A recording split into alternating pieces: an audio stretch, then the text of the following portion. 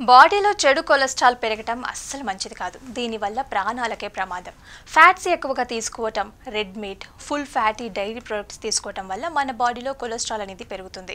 దీంతో పాటు ఎలాంటి ఎక్సర్సైజెస్ చేయకపోవడం కూడా మరొక కారణం. దీంతో పాటుగా ఆల్కహాల్, పొగ తాగటం వల్ల కూడా బాడీలో కొలెస్ట్రాల్ పెరగడానికి కారణంగా మారుతుంది. కొలెస్ట్రాల్ని తగ్గించుకోవాలన్నా, కొలెస్ట్రాల్ కారణంగా వచ్చే సమస్యని దూరం చేసుకోవాలన్నా కూడా మన డైట్లో కొన్ని ఫుడ్స్ అండ్ స్పైసెస్ని యాడ్ చేయాలి. వీటి వల్ల బాడీలో కొలెస్ట్రాల్ అనేది తగ్గుతుంది.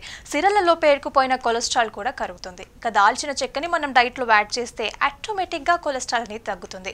దీంతో పాటు బ్లడ్ షుగర్ లెవెల్స్ రెగ్యులేట్ అవుతాయి. దీనివల్ల మన హార్ట్ హెల్త్ బాగుండటానికి హెల్ప్ అవుతుంది. దాల్చిన చెక్క మొత్తం చెడు కొలెస్ట్రాల్ని తగ్గించి మంచి కొలెస్ట్రాల్ని పెంచుతుంది. అయితే దీనికి ఆధారాలు కొన్ని మిశ్రమంగా ఉన్నాయి. మరికొన్ని పరిశోధనలు అవసరం. అయితే ఇది ఇన్సులిన్ సెన్సిటివిటీని మెరుగ్గా చేసి లివర్లో చెడు కొలెస్ట్రాల్ని పెరగకుండా చూస్తుంది. దాల్చిన చెక్క మనం అనేక రూపాలలో తీసుకోవచ్చు. దీన్ని మనం మన టీ లాగా చేసుకొని కూడా తాగొచ్చు. ఓట్స్ మీద దాల్చిన చెక్క పొడి వేసుకొని కూడా తినవచ్చు. అలాగే పెరుగులో దాల్చిన చెక్క పొడి కూడా మనం కలుపుకోవచ్చు.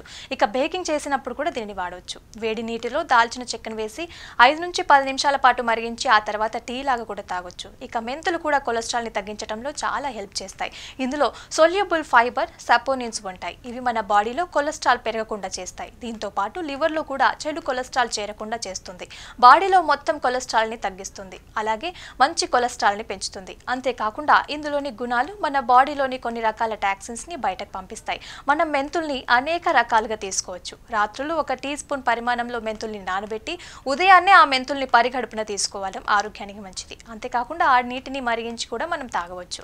మెంతుల్ని పౌడర్ లాగా చేసి మనం వంటలలో కూడా వేసుకోవచ్చు. అయితే మెంతుల్ని నీటిలో మరిగించి ఆ నీటిని తాగితే మాత్రం మంచి రిజల్ట్ అనేది ఉంటుంది. దీనివల్ల ఆహారం త్వరగా జీర్ణమవుతుంది.